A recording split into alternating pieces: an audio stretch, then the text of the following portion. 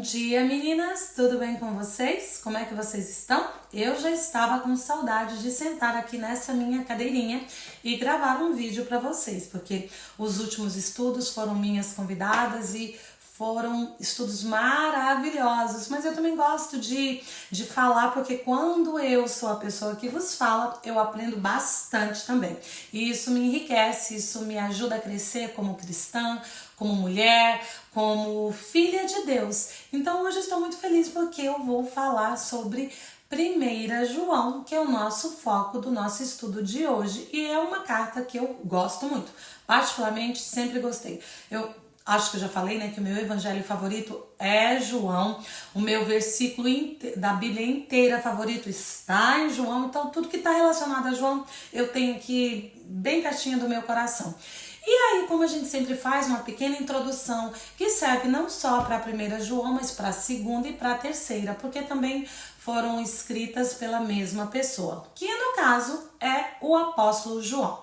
Tem algumas controvérsias, tem gente dizendo que não é, mas a gente nem vai entrar nesse ponto porque eu acho que não vale a pena mesmo. Até porque uma das evidências que comprovam que é o apóstolo João que estava escrevendo essas cartas é a própria escrita, a forma com a qual ele escreve essas cartas. Ela é bem semelhante ao Evangelho de João. Já no primeiro versículo de 1 João, a gente vai ver uma semelhança bem grande com João 1:1. E tem vários versículos ao decorrer dessas cartas que vai fazer referência ao livro de João. Então, é uma escrita muito peculiar, bem própria, bem parecida com a escrita do Evangelho de João. Outro fator também é a tradição cristã, que diz que foi João, porque já ali no século I haviam várias testemunhas dizendo que foi João que escreveu esta carta, né? Escreveu o Evangelho e posteriormente escreve a carta. João provavelmente escreve essa carta por volta dos anos 80, 85 a 95 depois de Cristo. E a intenção dessa carta era combater as heresias, né? Haviam várias heresias, principalmente duas correntes, o gnosticismo, o doceticismo. A gente não vai entrar propriamente nelas porque senão fica muito extenso, mas a intenção dele era essa, combater essas heresias que estavam se propagando ali no meio dos cristãos. Não tem um destinatário específico. Não é como outras cartas, né? Como a gente viu Paulo escrevendo para Éfeso, Paulo escrevendo para os Tessalonicenses. Aqui a gente não tem um destinatário específico. Estipula-se ou especula-se, acho que talvez fica melhor dizer especula-se, que como João ele cuidava de algumas igrejas ali na Ásia, provavelmente ele escreve uma carta aberta, uma carta circular, que tanto servia para a igreja A, quanto para a igreja B, quanto para a igreja C. Era uma carta que era para ser lida em todas as igrejas que ele cuidava, até porque os problemas que havia na igreja A, havia na igreja B e havia na igreja C e assim por diante. Então, não é uma carta específica para uma região, uma determinada igreja, mas é uma carta que aborda um tema que é inerente, que é o mesmo tema para todas essas igrejas. O tema principal era combater essa heresia. Essa carta é uma carta, tanto a 1ª, 2ª e 3ª, uma carta umas cartas, né, que aí no caso já estamos no plural, em forma de sermão. Era como se ele estivesse dando um sermão ali, ó, um puxãozinho de orelha, né? De forma bem sutil, mas era isso que ele estava fazendo. E ele vai focar em combater essas heresias, ele vai focar, vai ter como o principal, talvez, né, o centro da carta é combater as heresias, vai ter como ênfase falar sobre o amor, sobre a obediência, sobre os mandamentos, sobre a vida em santidade, que a gente vai ver muito aqui, sobre a fé que vence o mundo, sobre o amor, eu falei sobre o amor, mas sobre o amor que o cristão deve ter um para com o outro. Então, o pano de fundo é esse, em que ele escreve todas as cartas, 1ª, 2ª e 3ª João, com essa intenção de combater as heresias, de levar para essas igrejas as quais ele era responsável uma verdade que estava sendo um tanto quanto deturpada por conta de visões distorcidas de quem era Jesus, do que ele havia feito. Alguns diziam que Jesus não era Deus, que ele se torna Deus quando ele vem, e quando ele recebe o Espírito Santo, e na verdade não é nada disso. A gente sabe que Jesus, ele era Deus desde o princípio, o Verbo se fez carne e habitou entre nós, ele já vem como Deus e se torna homem. Então esse era o pano de fundo, combater as heresias e reforçar a questão da santidade, a questão do amor. Então, sem mais delongas, uma pequena introdução para a gente ter uma ideia de quem escreveu, quando escreveu e por que escreveu. Agora sim, a gente vai entrar propriamente em 1 João 1. Vem comigo, botando aqui os meus óculos para me ajudar. Então vamos aqui para o versículo 1 que diz: o que era desde o princípio, o que temos ouvido, o que temos visto com os nossos próprios olhos, o que contemplamos e as nossas mãos apalparam com respeito ao verbo da vida. Olha só, fazendo uma referência a João 1:1, que no princípio era o verbo, e o verbo estava com Deus, e o verbo era Deus, né? Então, bem parecido. E aqui, outra coisa que nos chama a atenção para termos certeza que foi João, que ele diz assim, ó, que eles viram, né? Nós contemplamos, e as nossas mãos o apalparam. Vocês vão se lembrar, vocês que estão comigo aqui desde o princípio, que João foi aquele, né? Lembra, meninas, que recosta ali o peito na cabeça de Jesus, é aquele que pergunta para Jesus ali durante a Santa Ceia quem o iria trair, e é aquele, quando Jesus está ali crucificado, Jesus dá incumbência a João de cuidar da sua mãe, Maria. Então João, ele viu, ele ouviu e ele apalpou com suas próprias mãos o verbo vivo de Deus. Por isso, eu acho que nesse versículo 1 já não fica dúvidas nenhuma de quem realmente escreveu essa carta. A semelhança com João 1 é muito grande. O testemunho ocular, ele viveu, ele andou com Jesus, ele não ouviu falar. Ele participou, ele viu tudo o que estava acontecendo, ele tocou em Jesus. Então ele fala com muita propriedade porque ele foi uma testemunha ocular de todos os fatos, né, que aconteceram ao redor da vida de Jesus. Vamos já pular aqui para o versículo 3, diz: o que temos visto e ouvido, anunciamos também a vós outros, para que vós igualmente mantenhais a comunhão conosco. Comunhão aqui no grego está escrito koinonia. Koinonia é comunhão, mas é uma comunhão que vai além só de interagirmos. É uma comunhão que partilha conhecimento, partilha amor, partilha bens, partilha vida, partilha tudo. Porque essa, vocês vão se lembrar lá de Atos, era a mensagem do Evangelho. Um compartilhar da vida de Cristo, um compartilhar do caráter dele, um compartilhar dos bens, um compartilhar de todos os exemplos que Cristo nos deixou. Igualmente, mantenhais conosco a comunhão. Ora, nossa comunhão é com o Pai, com seu Filho Jesus.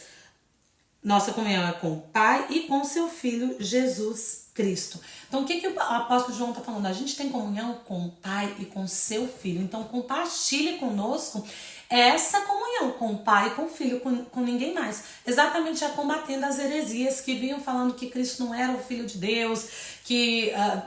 a gente não dá para entrar em muitos detalhes porque é muita coisa, mas é isso que ele está falando. O nosso compromisso é com o Pai e com o Filho. Acabou. Esquece o resto. O resto é resto.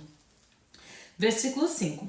Ora, a mensagem que da parte dele temos ouvido e vos anunciamos é esta, que Deus é luz e nele não há treva nenhuma.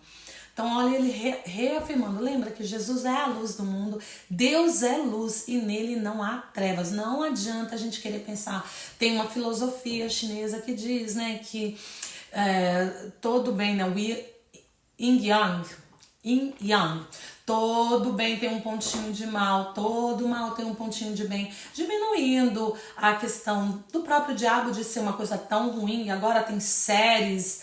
Eu não vi, optei por não ver, não vou ver, só escuto falar. Tem uma série chamada Lucifer. Eu até ouvi uma família que eu trabalho, a mãe falando, ai, nossa, maravilhosa essa série, você tem que ver. Não, muito obrigada.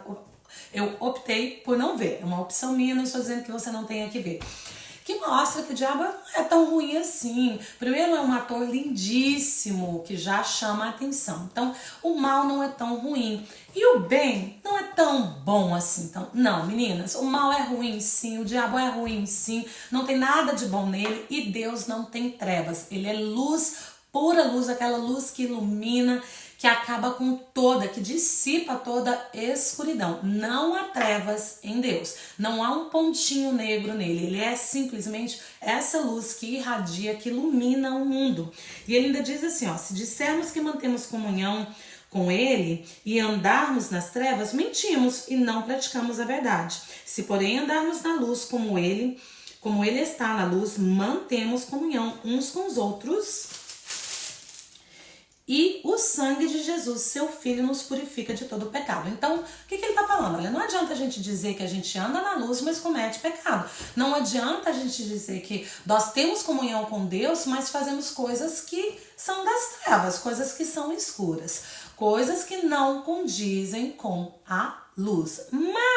Mas se pecarmos, porque o que ele está dizendo aqui não é que nós não vamos pecar, nós somos humanos, somos humanas, carne e osso, né, sangue, a gente erra, a gente peca todos os dias. Mas se pecarmos, olha o que ele diz aqui no versículo 7, o sangue de Jesus, seu Filho, nos purifica de todo pecado, que é o sangue que ele derramou na cruz, que me limpou, me lavou, me purificou e fez o mesmo com você. Limpou, lavou e purificou de todo pecado. Então, quando nós erramos, os nossos pecados já são redimidos. Quando nós pecamos, eles já foram redimidos lá na cruz com o verter do sangue de Jesus. Verso 8, se dissermos que não temos pecado nenhum, a nós mesmos nos enganamos e a verdade não está em nós. Porque tem muita gente que fala, gente, mas eu já escutei isso muito. Ah, mas eu não faço maldade, eu não faço isso, eu não faço aquilo. Gente, já somos pecadoras por nascimento. Já nascemos com carimbo assim, ó, pecadora. Então não tem como não termos pecado. E não há um ser humano, por mais bom que seja, que não tenha pecado. Então se a gente se coloca nessa posição, não, mas eu não faço... Às vezes você não faz coisas grandes, mas só de achar que não é pecador, já está pecando. E então não há verdade nisso. Nós nos enganamos a nós mesmos. Mas agora no versículo 9, que é um dos versículos mais conhecidos da Bíblia, que eu acho que eu já falei milhões de vezes aqui durante os nossos estudos no Germinar. E agora você que está lendo a primeira vez, né, está lendo a Bíblia, porque muitas de vocês estão lendo pela primeira vez a Bíblia, escutaram tanto esse versículo, olha ele aqui, é bem aqui que ele está. Em 1 João 1:9, se confessarmos os nossos pecados, ele é fiel e justo para nos perdoar os pecados e nos purificar de toda a injustiça. Então, se nós confessarmos os nossos pecados, ele é fiel e justo para nos perdoar e nos purificar de toda a injustiça. Nós só temos que confessar. Às vezes a gente peca, a gente erra sem nem saber que estamos pecando, mas há aqueles pecados voluntários que você sabe que você não deve fazer e você ainda faz. Então, mesmo os involuntários ou os voluntários, a gente só tem um caminho a ser seguido. É confessar com a nossa boca. Senhor, me perdoa. Senhor, eu errei. Senhor, eu pequei. Por favor, me perdoe, me ajude, né? Que eu não caia novamente. A gente viu isso agora com a Érica, né? Falando tão bem aqui em 2 Pedro sobre a gente achar, né? Que a gente tá acima de tudo. Não, nós somos humanos e podemos, até os anjos caíram, porque nós também vamos achar que nós não vamos cair. Uma hora ou outra a gente cai aqui ou ali, que seja grande, que seja pequeno, mas estamos sempre dando as nossas quedinhas. Mas se nós confessarmos os nossos pecados, ele é fiel e justo para nos perdoar e para nos purificar de toda injustiça. Injustiça que sofremos às vezes porque erramos ou às vezes porque não erramos, mas vamos sempre sofrer em certos níveis, né, certo grau, mas ele é fiel e justo para nos perdoar e nos purificar de toda a injustiça. Então, meninas, terminamos aqui, vamos terminar o versículo 10 para fechar. Se dissermos que não temos cometido pecado, fazemo-lo mentiroso e a sua palavra não está em nós. Nós que estamos lendo, né, que temos buscado aqui aprender de Deus através da sua palavra, lendo a Bíblia todos os dias, aprendendo a orar, a falar com Ele, a escutá-lo. Nós já sabemos que nós somos pecadoras, que nós somos pessoas cada dia melhores, eu creio que sim. Eu creio que hoje eu estou um pouquinho melhor que ontem, espero que amanhã eu esteja melhor que hoje, e espero que você também esteja nessa levada de querer cada dia estar melhor. Errando aqui, levantando ali, mas não achando que somos perfeitas, porque não somos. Só a perfeição, já falei milhões de vezes, só na glória, mas confessando os nossos pecados, sabendo que os nossos pecados já foram perdoados lá na cruz. Mas, então por que eu tenho que falar? Gente, porque, olha só, quando nós fazemos as coisas, Deus já sabe, mas Ele quer ouvir de nós, Ele quer uma atitude nossa em reconhecer os nossos caminhos. E arrependimento, né? Porque nós confessamos, confessar é diferente de arrepender. Confessar é você falar, Deus, eu errei. Mas no seu coração, se não tiver arrependimento, então também não vale nada. E arrependimento a gente já sabe que é mudança de rota, mudança de atitude, é mudar o caminho. Se confessarmos os nossos pecados, Ele é fiel e justo. Até porque a gente sabe que aqueles que estão em Cristo são novas criaturas. Então não haverá mais condenação para nós, mas temos que cada dia tomar a nossa cruz, confessarmos os nossos pecados, crendo que Ele já nos perdoou e ainda nos purificará. Tá bom? Então, meninas, hoje a gente termina aqui o capítulo 1 de João. Eu espero que Deus tenha falado ao seu coração. Eu espero que você tenha aprendido que a verdade de Deus, ela é absoluta. Ele é luz. Nos convida a andar com Ele na luz, sem manchas. Ele não há manchas, não há trevas, não há pontinho negro nele. E se Ele nos convida a andar com Ele na luz, nós também temos que tentar sermos limpas, de coração bom, agir como Ele agiu, fazer o que Ele fez, deixando que o nosso pontinho preto, porque em nós há um pontinho preto, seja cada vez menor, deixando que a luz de Jesus nos guie, nos transforme, nos faça querer ser cada dia mais parecidas com Ele. Amém? Então que Deus abençoe o seu dia, que essa palavra germine no seu coração, cresça, floresça e frutifique. Deus abençoe e a gente se vê amanhã em que... ia falar João, não é João. Em 1 João capítulo 2. Tem um dia cheio da graça, da presença de Deus.